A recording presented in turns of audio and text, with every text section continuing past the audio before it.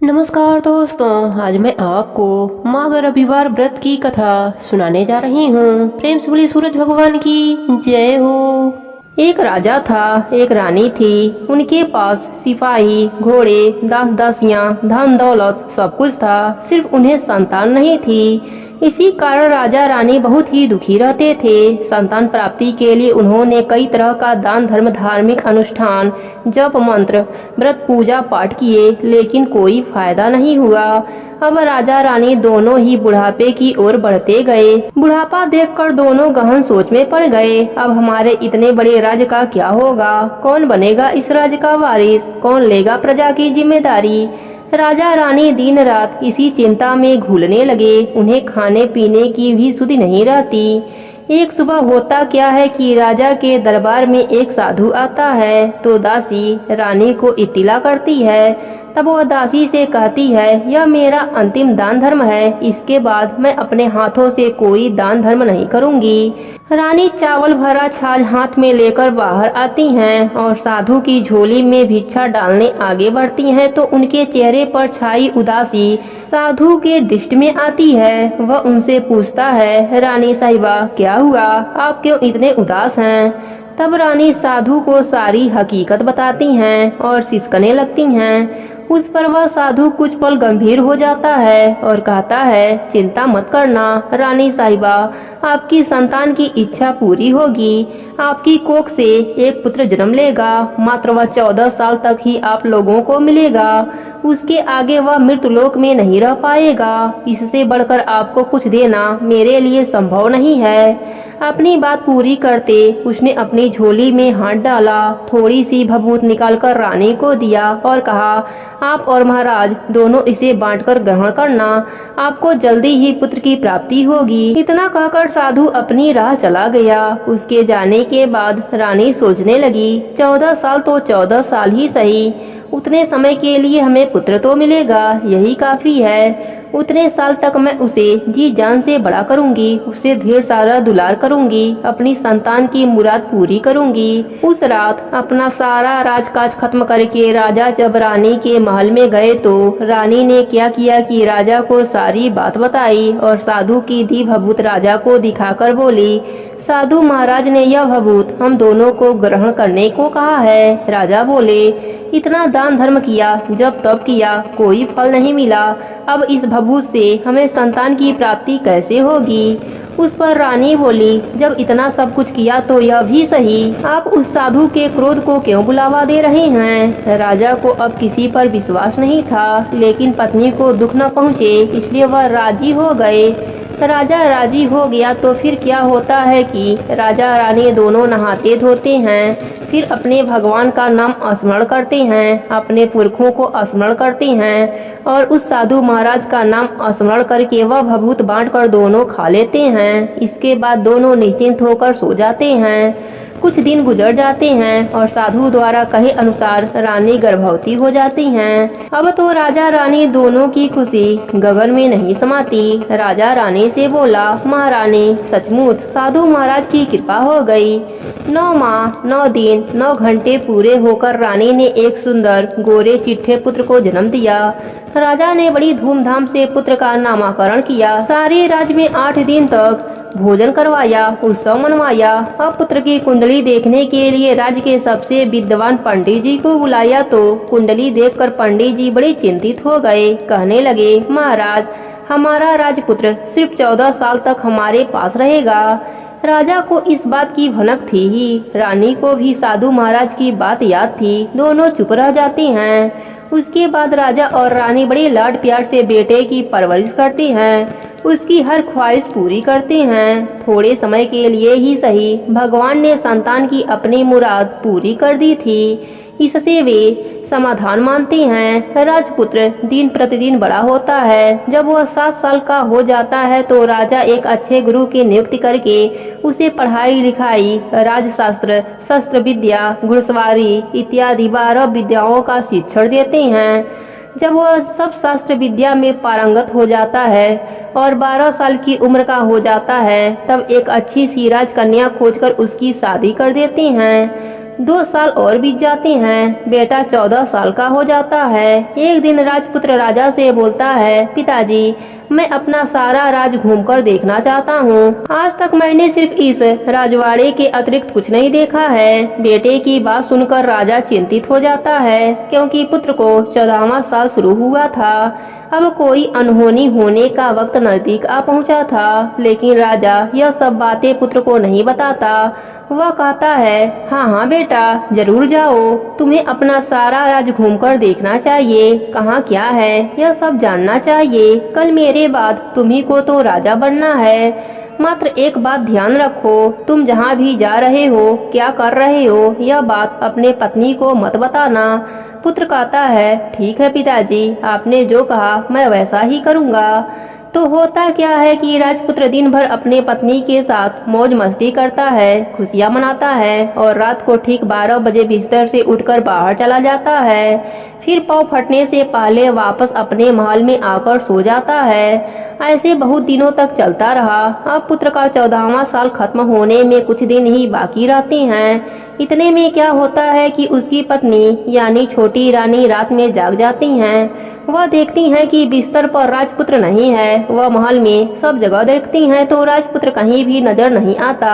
अब वह क्या करें, किससे कहें। वह चुपचाप रहती हैं। फिर भोर होने पर वह देखती हैं कि उनका पति अपने जगह पर आकर सो गया है। वह पति से कुछ नहीं पूछती, लेकिन दूसरी रात भी वैसे ही होता है। तीसरी रात, चौथी रात, ऐसे बहुत दिन तक चलता है। रानी बहुत ही चिंतित हो जाती हैं। पति रात को कहाँ जाता है, किससे मिलने जाता है। उनके मन में ढेर सारे सवाल उठते हैं, लेकिन उसे पूछने में उन्हें डर लगता है। शायद पति गुस्सा कर बैठे। सास ससुर से पूछने के बारे में सोचा तो उनकी कुल मर्यादा बीच में आ जाती थी। तो इस तरह मन ही मन वह कूदती रहती हैं। इस हालत में उन्हें खाने पीने में दिलचस्पी नहीं होती। वह दुबली पतली हो जाती हैं। तो उस राज में फूल बेचने वाली एक बूढ़ी मालिन थी। वह हमेशा छोटी रानी को फूल देने उनके महल में आती थी। उस बुढ़िया का ध्यान छोटी रानी पर जाता है। वह उनसे पूछती है, बेटी, तुम्हें किस बात का दुख है? तुम इस तरह सूखकर कांटा क्यों बन रही हो? उस पर रानी कहती है, क्या बताऊं तुम्हें अम्मा, तुम्हारा राजपुत्र हर रात बिस्तर पर से उठकर कहीं चला जाता है और सुबह भोर होते ही वापस आकर सो जाता है। वह कहाँ जाता है? प्रेमिका से मिलने जाता है क्या? यह सोच सोच कर मैं अन्न जल ग्रहण नहीं कर पाती और सूख कर कांटा बन रही हूँ। बुढ़िया सब बात सुनकर उसे एक उपाय बताती है। तो बेटी, ऐसा करना, आज रात तुम सोना मत। उसके पीछे जाकर देखना कि वह कहाँ जाता है, क्या करता है। उसकी अच्छी तरह से पहरेदारी करना। पर मुझे नींद आ गई तो? तुम्हें नींद न आए इसलिए एक काम करना, अपने बाएं हाथ की अंगुली में एक जख्म करना, उस पर थोड़ी सी मिर्च लगाना। इससे तुम्हें बड़ी जलन होगी और उस पीड़ा से तुम्हें रात भर नींद नहीं आएगी। रानी बुढ़िया के कहे अनुसार करती हैं। उंगली की जलन से उन्हें बड़ी देर तक नींद नहीं आती, लेकिन बाद में वह सो जाती हैं। दूसरे दिन सुबह बुढ़िया फूल लेकर उनके महल में पहुंचती है और पूछती है, क्या हुआ बेटी, देख पाई कि अपने पति को, कहाँ जाता है? रानी कहती है, नहीं अम्मा, पहले कुछ समय जलन के कारण मुझे नींद नहीं आई, पर कुछ देर बाद मैं सो गई। बुढ़िया कहती है, कोई बात नहीं, आज तुम उंगली पर पहले से ज्यादा बड़ा जख्म करना और ज्यादा मिर्च लगाना। तो रानी वैसा ही करती है, परंतु वह सिर्फ पति के बिस्तर से उठकर बाहर निकलने वक्त तक जाग पाई। वह उनके पीछे नहीं जा सकी, क्योंकि उसकी आंखें उस समय तक मूंद गई थी। दूसरे दिन सुबह बुढ़िया आती है तो उनसे पूछने से पहले ही रानी रो रो कर कहती है, अम्मा, मैं आज भी उनकी पहरेदारी ठीक से नहीं कर पाई। बुढ़िया कहती है, रोना नहीं बेटी, सब कुछ ठीक हो जाएगा। तुम आज रात जख्म और बड़ा करना और उस पर ज्यादा मिर्च लगाना। और एक काम करना बेटी, जब वह जाने के लिए निकलता है तो उसका रास्ता रोक लेना। बुढ़िया ने जैसा बताया रानी ने वैसा ही किया। आज रात उसे नींद नहीं आती। पति रात 12 बजे बिस्तर से उठकर जब महल से निकलने के लिए चलने लगता है तो वह बुढ़िया ने जैसा बताया वैसा ही करती है। दौड़कर जाकर पति का रास्ता रोकती है और कहती है, कहाँ जा रहे हो, किससे मिलने जा रहे हो, मुझे बताओ। राजपुत्र उसे समझाने की बहुत कोशिश करता है, देखो, अगर मैंने तुम्हें बताया तो मैं तुम्हें दोबारा नहीं मिल पाऊंगा। कोई बात नहीं, नहीं मिल पाओ, लेकिन आप रात के समय कहाँ जाते हो यह मुझे बताओ। राजपुत्र निरुपाय हो जाता है। पत्नी की जिद के आगे उसकी एक नहीं चलती। ठीक उसी समय उसका 14वां साल खत्म होकर 15वां साल लगने वाला था। जो होता है वह हो जाने दो, वह सोचता है और कुछ चावल मंत्रों से सिद्ध करके पत्नी को देकर कहता है, इन चावलों के दानों को दोनों हाथों की मुट्ठी में पकड़ना। पहले दाएं हाथ में पकड़े चावल मेरे ऊपर फेंकना। मैं कौन हूँ तुम्हें पता चल जाएगा। बाद में बाएं हाथ में पकड़े चावल मेरे ऊपर फेंकना। मैं जैसा था तुम्हें मिल जाऊंगा। लेकिन यदि तुम बाएं हाथ के चावल मेरे ऊपर फेंकना भूल गई तो मैं तुम्हें कभी नहीं मिल पाऊंगा। नहीं भूलूंगी, रानी बड़े आत्मविश्वास के साथ कहकर दाएं हाथ में पकड़े चावल पति के ऊपर फेंक देती है। तो राजपुत्र एकदम एक विशाल घोड़ा बन जाता है, एकदम उद्यमा, सफेद, गर्दन पर लंबी बाल। देखते देखते वह तेजी से दौड़ने लगता है। रानी उस घोड़े को देखकर भौचक्की होकर देखने लगती है और पति ने बाएं हाथ के चावल फेंकने की जो बात कही थी वह भूल जाती है। उसकी आंखों के सामने घोड़ा महल से बाहर निकलकर चला जाता है। घोड़ा जो महल से बाहर जाता है तो वापस नहीं आता। अब रानी को बड़ा पश्चाताप होता है। वह स्वयं को कोसने लगती हैं, लेकिन अब उसका कोई फायदा नहीं होने वाला था। राजपुत्र अब वापस नहीं आने वाला था। सुबह होते ही महाराजा महारानी को सब बात पता चलती है। उन्हें बहुत दुख होता है। वे बिस्तर पकड़ लेते हैं और राह देखते हैं कि एक दिन उनका बेटा वापस आए। इस तरह 1 महीना गुजर जाता है, 2 महीने गुजर जाते हैं, 3 महीने गुजर जाते हैं, आखिर 6 महीने पूरे हो जाते हैं। राजपुत्र का कोई अता पता नहीं लगता। प्रधान राजपुत्र को ढूंढने के लिए राज्य के गांव-गांव सिपाही भेजता है, लेकिन उन्हें कोई सफलता नहीं मिलती। इधर रानी अपनी हट के कारण पति गायब हो गया यह सोचकर स्वयं को मन ही मन कोसती है और प्रण लेती है कि कुछ भी करके पति को ढूंढ लाऊंगी और उसे वापस घर लेकर आऊंगी। एक दिन वह सुबह उठकर सास ससुर के महल में जाती है और कहती है कि मैं अपने पति की खोज में जा रही हूँ। महाराजा महारानी को और क्या चाहिए था, कुछ भी करके उनका बेटा उन्हें वापस मिलना चाहिए था। वे बहू को जाने की अनुमति देकर कहने लगे, बेटी तुम्हें जो चाहे वह कर लो, जहाँ जाना है वहाँ जाओ, लेकिन हमारे बेटे को वापस लेकर आओ, भगवान तुम्हें कामयाबी दे। अब रानी क्या करती है कि अपना शाही भेष बदलकर एक सेठानी बन जाती है। कुछ दास दासियों को, कुछ नौकरों को साथ ले लिया, कुछ सामान साथ ले लिया और राज्य के सीमा पर जाकर वहाँ एक भोजनालय खोल दिया। वहाँ आने वाले सब यात्रियों को खाना मुफ्त में देने लगी। मात्र एक शर्त थी कि खाने वाले को उसकी देखी हुई कोई अजीब चीज उस मालकिन को बतानी होगी, यानी राजकन्या को बतानी पड़ेगी। तो वहाँ आने वाला हर नागरिक अपनी तरफ से मैंने यह देखा, मैंने वह देखा कहकर वहाँ से मुफ्त खाना खाकर जाता था। परंतु रानी को जो बात चाहिए वह अभी तक नहीं मिली थी। ऐसे ही कुछ दिन बीत गए तो इधर क्या होता है कि रानी के महल में फूल लेकर जाने वाली बुढ़िया के एक बेटा और बहू थे। उनका एक छोटा बेटा था, यानी बुढ़िया का एक पोता था। तो बेटा और बहू सुबह काम के लिए निकलते थे तो पोते को संभालने की जिम्मेदारी बुढ़िया पर रहती थी।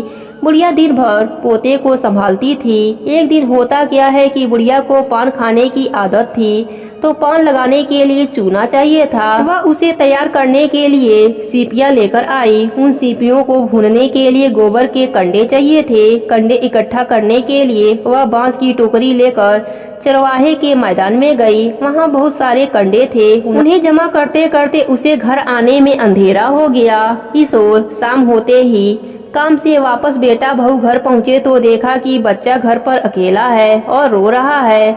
वे दोनों गुस्से से लाल पीले हो गए। इतने में बुढ़िया घर आ गई। बेटा ने पूछा, पोते को घर अकेला छोड़कर कहाँ गई थी? बुढ़िया बताने लगी कि मैं गोबर के कंडे इकट्ठे करने गई थी। इस पर बेटा बोला, दोबारा बच्चे को अकेला घर पर छोड़कर यदि कहीं गई तो मैं तुम्हें बहुत पीटूंगा। बुढ़िया कहने लगी, नहीं बेटा, फिर कभी ऐसा नहीं करूंगी। लेकिन दूसरे ही दिन बुढ़िया वह बात भूल गई और फिर चौराहे के मैदान पर कंडे इकट्ठा करने लगी।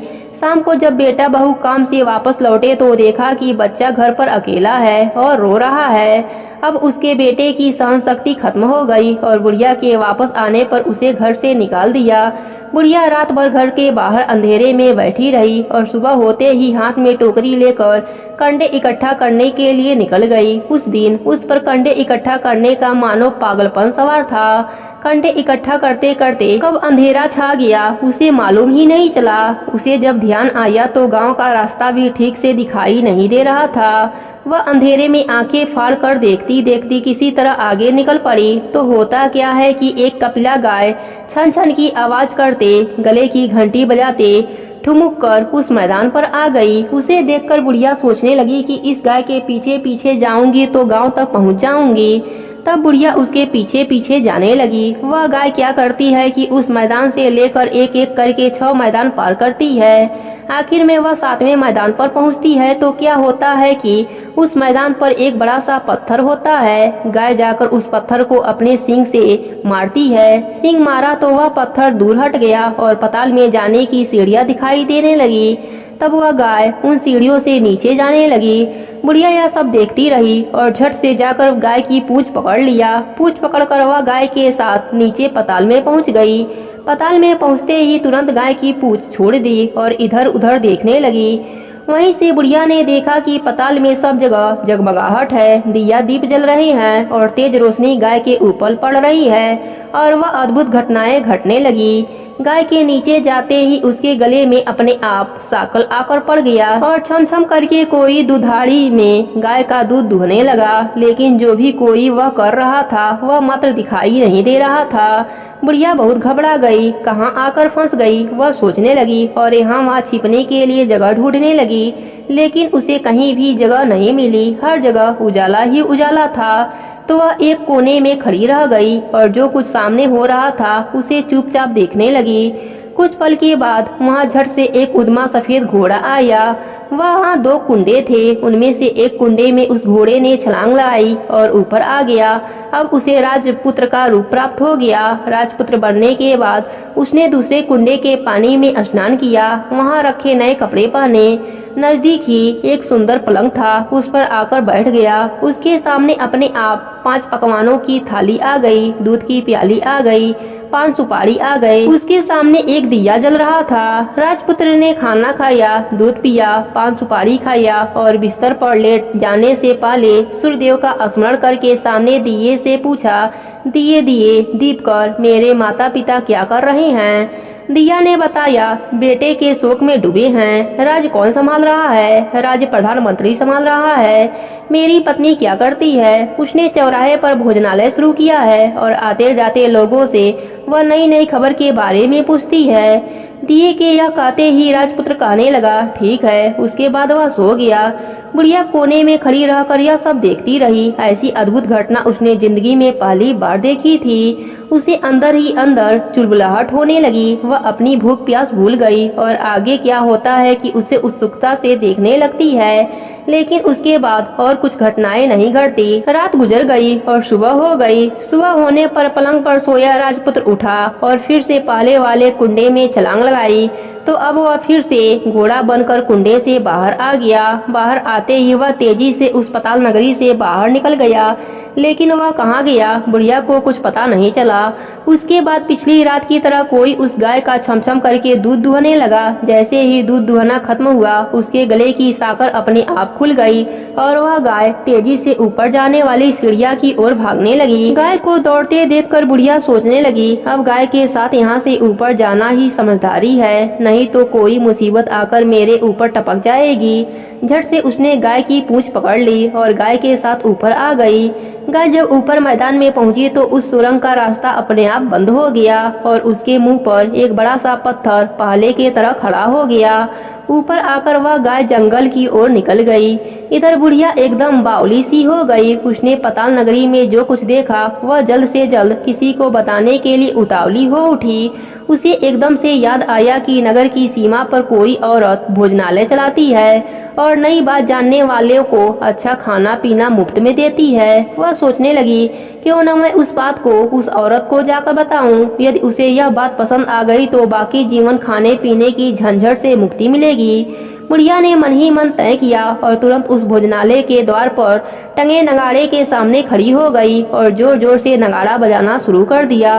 नगाड़े का इस तरह शोर सुनकर मालकिन यानी कि छोटी रानी मन में प्रसन्न हो जाती है कि शायद कोई बड़ी बात लेकर आया है। रानी सिपाहियों को आदेश देती है कि जाइए, जो कोई आया है उसकी अच्छी तरह खातिरदारी कीजिए। आदेश पाते ही सिपाही नीचे दौड़कर आए तो एक बुढ़िया नगाड़ा बजा रही है। उन्होंने पूछा, क्यों रे बुढ़िया, क्या हुआ, क्यों नगाड़ा बजा रही हो? बुढ़िया बोली, कुछ नहीं बेटा, यहाँ खाना मिलता है ना, इसलिए आई हूँ। खाना चाहिए, मिलेगा, लेकिन तुम्हें कोई नई बात बतानी पड़ेगी। हाँ बताऊंगी, एक बात मालूम है मुझे। इस पर सिपाही उसे अंदर लेकर आए। उसको मालकिन का आदेश था कि जो बूढ़ा बुजुर्ग वहाँ आए उनके साथ अच्छी तरह से पेश आना, उनका अच्छा आदर सत्कार करना। तो सिपाही ने बुढ़िया का भरपूर आदर अतिथि किया। उसे बड़ी सी थाली भरकर व्यंजन परोसते हैं। बुढ़िया कुछ दिनों से भूखी थी, वह खाने पर टूट पड़ी। खाना खाने के बाद सिपाही ने उसे नई साड़ी पहनने को दिया। उसके बाद उसे लेकर रानी के पास आए। बुढ़िया और रानी ने तुरंत एक दूसरे को पहचान लिया। बुढ़िया बोली, बेटी तुम, और रानी बोली, अम्मा तुम। बड़ी देर तक दोनों भात भात की बातें करते रहे। आखिर कुंवरनी बुढ़िया से कहने लगी, अम्मा अब बताओ, तुमने क्या नई बात देखी है? नई बात? मैंने कोई नई बात नहीं देखी है। वह तो मेरे पास तुम्हें देने के लिए खाने के पैसे नहीं थे, इसलिए मैंने झूठ कहा और नगाड़ा बजाया। रानी ने कहा, अम्मा घबराना नहीं, मैं किसी को कुछ नहीं बताऊंगी। फिर भी बुढ़िया मैंने क्या देखा, कब देखा करके आनाकानी करने लगी। इस पर कुंवरनी ने उससे कहा, देखो अम्मा, यदि तुमने मुझे वह नई बात बताई तो जिंदगी भर मैं तुम्हारी देखभाल करूंगी, तुम्हें रानी माता की तरह रखूंगी। अब बुढ़िया बताने को तैयार हो गई। उसने जो कुछ उस चौराहे मैदान पर देखा था वह सब कुछ कुंवरनी को बता दिया। बुढ़िया की बातें सुनकर कुंवरनी को यकीन हो गया कि वह राजपुत्र ही उसका पति है। वह तुरंत बुढ़िया से कहने लगी, अम्मा मुझे उस जगह पर ले चलो। नहीं बेटी, वह पाताल राज्य है, सांप हैं, यदि किसी ने तुम्हें देख लिया तो तुम्हारी जान खतरे में पड़ सकती है। लेकिन रानी उसकी एक भी नहीं सुनती, उसे उस जगह ले जाने के लिए हट करने लगी। आखिर में बुढ़िया ने उसका कहना मान लिया और कहने लगी, ठीक है, मैं तुम्हें वहाँ लेकर चलती हूँ, पर आज नहीं, कल। वहाँ जाना है तो शाम को ही जाना होगा। तो दूसरे दिन दोपहर को रानी बुढ़िया के साथ उस मैदान पर गई और एक जगह छुपकर गाय के आने की राह देखने लगी। दिन ढलते ही अंधेरा घेरने लगता है और गाय हमेशा की तरह वहां आ गई। मैदान के उस कोने में जाकर उसने पत्थर पर सींग मारा तो झट से पत्थर हटकर वहां सुरंग में जाने का रास्ता खुल जाता है। गाय उस रास्ते के नीचे उतरने लगी तो बुढ़िया रानी से कहने लगी, जल्दी आगे बढ़ो बिटिया, हम गाय की पूंछ पकड़कर नीचे उतरेंगे। तो दोनों गाय की पूंछ पकड़कर नीचे उतर गईं। बुढ़िया पहले के जिस कोने में छिपी थी उस कोने में छिप गई। अब नीचे सब कुछ पहले जैसा घटित हो रहा था। गाय के गले में अपने आप साकल पड़ गया। कोई अदृश्य रूप से उसका दूध दुहने लगा। एक सफेद उद्मा घोड़ा आकर एक कुंडे में छलांग लगाई तो राजपुत्र के रूप में ऊपर आया। वह राजपुत्र दूसरे कुंडे में नहाने लगा। बाद में उसके सामने खाने की थाली आ गई, दूध की प्याली आ गई, पान बीड़ा आ गया। राजपुत्र सब ग्रहण करके सोने के लिए पलंग पर गया तो सोने से पहले सूर्य देव का स्मरण करके वह दिए से पूछने लगा, दिए दिए दीप कर, मेरे माता पिता क्या कर रहे हैं? तो दिया कुछ जवाब नहीं देता बल्कि वह बुझने लगता है। तब राजपुत्र को कुछ घटित होता है, इसका संदेह हो गया है। वह उदास हो जाता है और जो कुछ हुआ है वह हो जाने दो, ऐसा सोचकर सोने के लिए बिस्तर पर लेट गया। अब रानी का संयम टूट गया। वह दौड़कर पति के पास आ गई, उसके पैर पकड़ने के लिए आगे बढ़ने लगी। राजपुत्र तुरंत ही पत्नी को पहचान गया। वह झट से पीछे हट गया और चिल्लाने लगा, नहीं नहीं, मुझे मत छूना, सर्वनाश हो जाएगा। रानी दोनों हाथ जोड़कर पति से अपने भूल स्वीकार करने लगी। स्वामी, मुझसे भूल हो गई, मुझे आपसे नहीं पूछना चाहिए था कि आप रात को कहाँ जाते हैं। मैं अपने भूल स्वीकार करती हूँ, मुझे मेरी भूल की सजा मिल गई। अब आप घर चलिए, आपके वियोग में आपके माता पिता ने बिस्तर पकड़ लिया है, आपकी प्रजा भी बहुत दुखी है। उस पर राजपुत्र कहने लगा, वही तो एक बार तुम गलती कर बैठी हो, अब दोबारा मत करना, नहीं तो अब मैं तुम्हें जो दिख रहा हूँ वो अभी नहीं दिखूंगा। रानी अब विलाप करने लगी, जोर जोर से जमीन पर सिर पटकने लगी। राजपुत्र के मन में उनके प्रति दया उत्पन्न हो गई। वह उनसे कहने लगा, यदि तुम मुझे पाना चाहती हो तो तुम्हें एक काम करना होगा। काम कठिन है लेकिन वह तुम्हें अकेले करना होगा। कहो स्वामी, कितना भी कठिन काम क्यों ना हो, मैं वह पूर्ण करूंगी। रानी कहने लगी। इस पर राजपुत्र ने उसे बताया, इस पताल से ऊपर जाने ते ही तुम्हें एक घना जंगल नजर आएगा। ऐसे 6 जंगल पार करने के पश्चात 7वां जंगल मिलेगा। वह जंगल सबसे घना है। उस जंगल के बीचों बीच एक पीपल का पेड़ है। उसके आसपास की जगह पत्ते, फंदे, जटाएं, कांटे इत्यादि से ढके हुए हैं। वहाँ बाघ, शेर, भालू, सांप सभी धमा चौकरी बैठती हैं। तुम्हें उन सबको भगाकर वह जगह साफ करनी है। उसकी गोबर से लिपाई करके पवित्र बनाना है। रंगोली से सजाना है। उसके बाद वहाँ धूप, कपूर, अगरबत्ती जलाना है। फूल, कुमकुम से पेड़ की तने की पूजा करनी है। दूध, दही से बने चावल का भोग चढ़ाना है। यह सब तुम्हें दोपहर को 12 बजे से पहले करना है। 12 बजने के समय तुम्हें उस जगह पर बैठकर सूर्य भगवान का ध्यान करना है। ठीक 12 बजे सूर्य भगवान का रथ वहाँ उतरेगा। सूर्य भगवान वह सब देखकर बहुत खुश हो जाएंगे और कहेंगे, जिस किसी ने यह सब किया है उसे मैं मनचाहा फल दूंगा। तो तुम सामने जाकर उनके रथ का दाहिना घोड़ा मांग लेना, मैं तुम्हें मिल जाऊंगा। इतनी बात कहकर राजपुत्र अपने पलंग पर सो गया और छोटी रानी भोर होते ही राह देखने लगी। भोर होते ही वह बुढ़िया के साथ गाय की पूंछ पकड़कर ऊपर आ गई। ऊपर आने के बाद वह बुढ़िया से कहने लगी, अम्मा, अब मैं अकेले ही आगे जाऊंगी, तुम भोजनालय वापस जाओ। वह जंगल में जाकर राजपुत्र की बताई जगह ढूंढने लगी और स्वयं आरी से वहाँ की जगह साफ कर दी। बाद में राजपुत्र ने जैसा बताया वैसा लिपाई पुताई करके वापस आ गई। दूसरे दिन पाँव फटने से पहले उठी और जंगल में उस जगह पहुंची। वहां जाकर इत्र, गुलाब का पानी छिड़क कर वह जगह सुगंधित की। धूप अगरबत्ती जलाकर उसे पवित्र किया और पूजा की। सब सामग्री वहां तैयार रखकर सूर्य भगवान का ध्यान करके बैठ गई, जैसा कि पति ने बताया था। दोपहर को ठीक 12 बजे सूर्य भगवान का रथ उस पीपल के पेड़ पर आकर रुका। सूर्य भगवान ने जब रथ से नीचे देखा तो सुगंधित वातावरण देखकर बहुत प्रसन्न हो गए। फिर बोले, जिस किसी ने यह काम किया है वह यहाँ आकर आज मुझसे कुछ भी मांग ले, मैं दे दूंगा।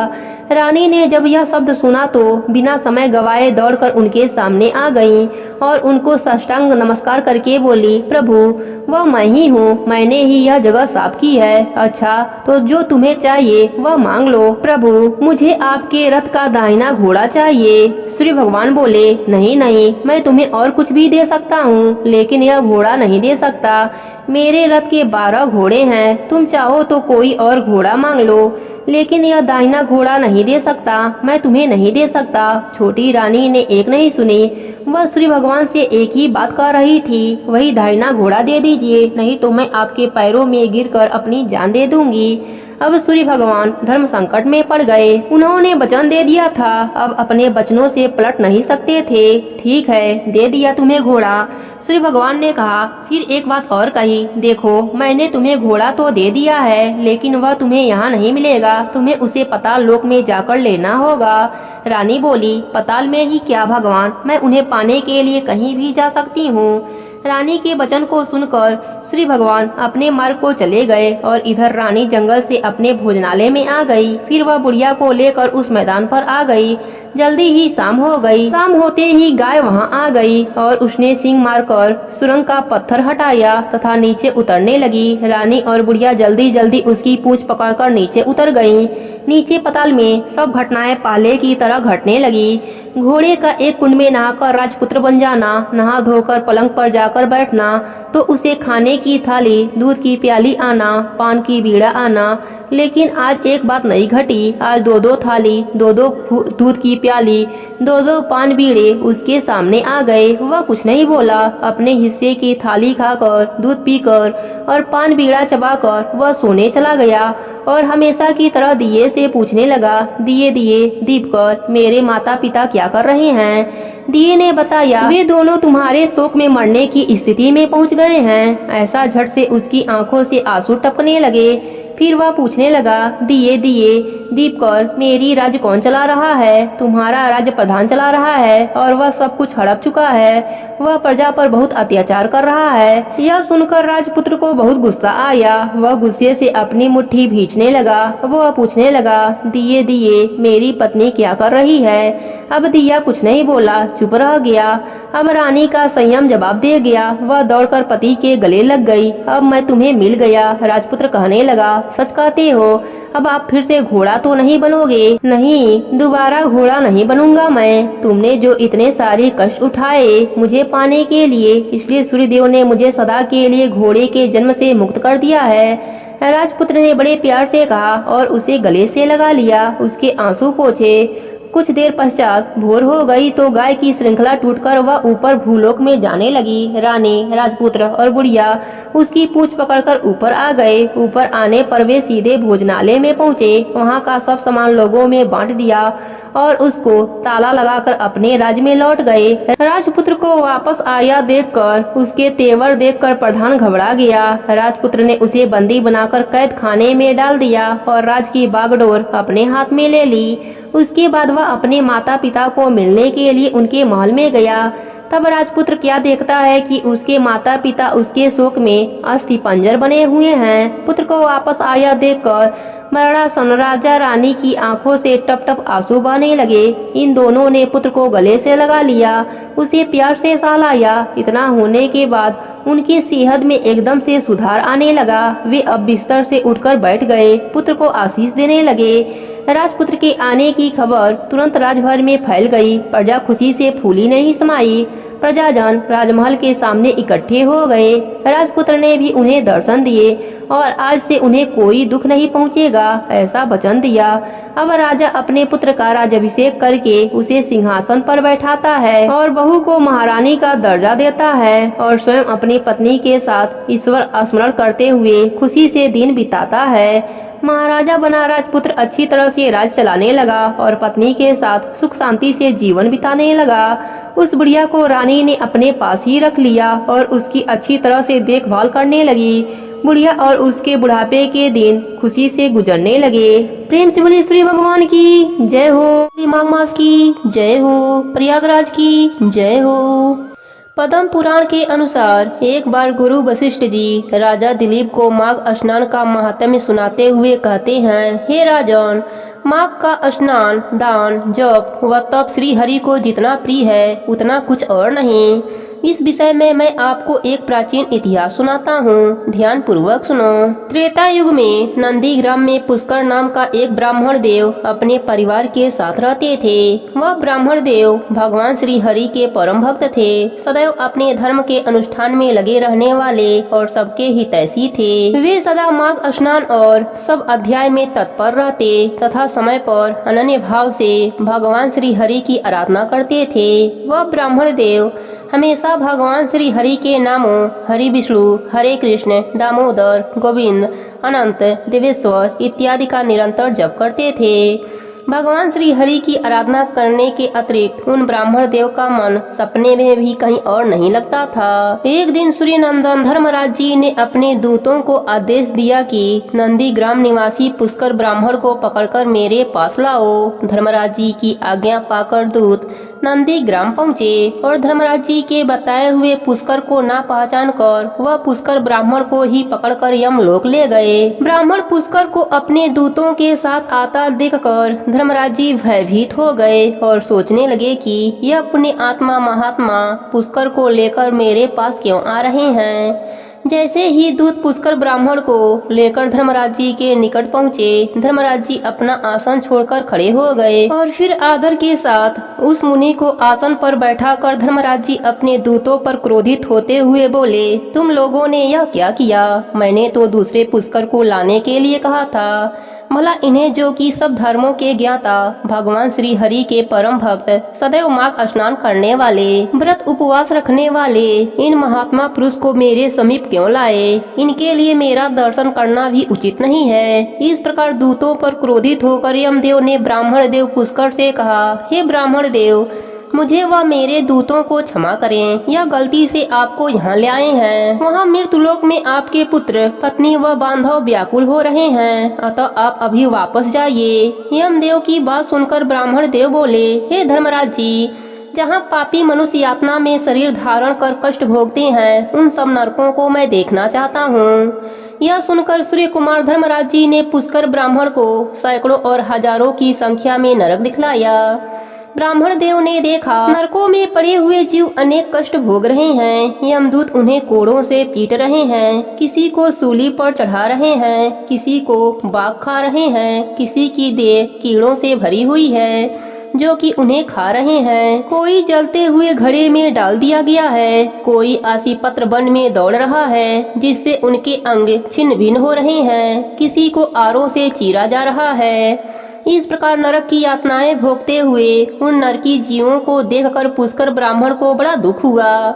उन्हें संबोधित करते हुए ब्राह्मण देव ने पूछा, क्या आप लोगों ने अपने पूर्व जन्म में कोई पुण्य कार्य नहीं किया जिससे यहाँ नरक में पड़कर यातना भोग रहे हो? तब नरकीय जीवों ने कहा, हे विप्रवर, हमने पृथ्वी लोक पर रहते हुए मानव देह धारण करके भी कोई पुण्य का कार्य नहीं किया, यही हमारे नरक में पड़ने का कारण है। हमने पराई स्त्रियों से अनुराग किया, दूसरों के धन को चुराया, पराये वस्तुओं पर जबरदस्ती अधिकार कर लिया, हिंसा किया, झूठ बोला, दूसरों पर गलत लांछन लगाए, ब्राह्मणों और वेद शास्त्रों की सदैव निंदा किया, न तो भूखे को अन्न दिया और न ही प्यासे को कभी जल पिलाया, पशु पक्षी गाय कभी किसी के लिए अन्न जल की व्यवस्था नहीं की। इसके अतिरिक्त हमने और भी बहुत से पाप किया, इन्हीं सब पापों की सजा हम आज भुगत रहे हैं। उनकी बातें सुनकर ब्राह्मण देव ने कहा, तुमने अपने जीवन में कभी भी श्री हरि का पूजन नहीं किया, उनके नाम का चिंतन नहीं किया, इसलिए तुम आज इस दशा में हो। जिसने समस्त लोकों के स्वामी श्री हरि का पूजन किया है वह मोक्ष तक को पा गया है, तो फिर इन पापों की गिनती ही क्या है? परंतु अब यहाँ हाहाकार करने से क्या लाभ? अब आप यहाँ इस नरक में पड़े हुए श्री हरि का स्मरण कीजिए, वे ही सब पापों का नाश करने वाले हैं। मैं अभी यहाँ जगदीश्वर के नामों का कीर्तन करता हूँ, वह निश्चय ही आपका कल्याण करेंगे।